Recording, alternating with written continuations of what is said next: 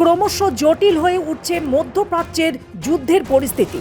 Iran ও ইসরায়েলের সংঘাতে নতুন করে উত্তেজনা বাড়ছে গোটা অঞ্চল জুড়ে। এরই মধ্যে ফের একবার দুবাই আন্তর্জাতিক বিমানবন্দরের আশেপাশে ড্রোন হামলা চালানোর অভিযোগ উঠেছে ইরানের বিরুদ্ধে।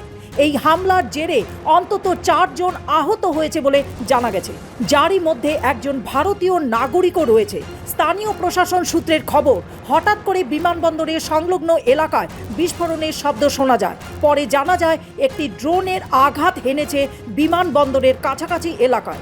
সঙ্গে সঙ্গে নিরাপত্তার ব্যবস্থা জোরদার করা হয়েছে এবং ঘটনাস্থলে পৌঁছয় দমকল ও উদ্ধারকারী দল। আহতদের দ্রুত স্থানীয় হাসপাতালে ভর্তি করা হয়েছে। প্রাথমিক চিকিৎসার পর তাদের অবস্থা স্থিতিশীল বলে জানা গেছে। এই ঘটনার পর দুবাইয়ের আন্তর্জাতিক বিমানবন্দরের আশেপাশের নিরাপত্তার ব্যবস্থা আরও কঠোর করা হয়েছে। বিমান চলাচল ও সাময়িকভাবে কিছুটা প্রভাব পড়েছে বলে খবর এসছে, যদিও পরে পরিস্থিতি স্বাভাবিক করার চেষ্টা চালায় প্রশাসন। এই সংঘাতের প্রভাব ধীরে ধীরে পড়তে শুরু করেছে উপসাগরীয় দেশগুলোতে। দুবাইয়ের মতন গুরুত্বপূর্ণ আন্তর্জাতিক বাণিজ্য ও পর্যটন কেন্দ্রের কাছে হামলার ঘটনা নতুন করে উদ্যোগ বাড়িয়েছে আন্তর্জাতিক মহলে। বর্তমান গোটা পরিস্থিতির উপর কড়া নজর রেখেছে স্থানীয় প্রশাসন ও আন্তর্জাতিক মহল। মধ্যপ্রাচ্যের এই গুরুত্বপূর্ণ পরিস্থিতির আগামী দিনে কোন দিকে মোড় নেবে সেটি হবে বড় প্রশ্ন।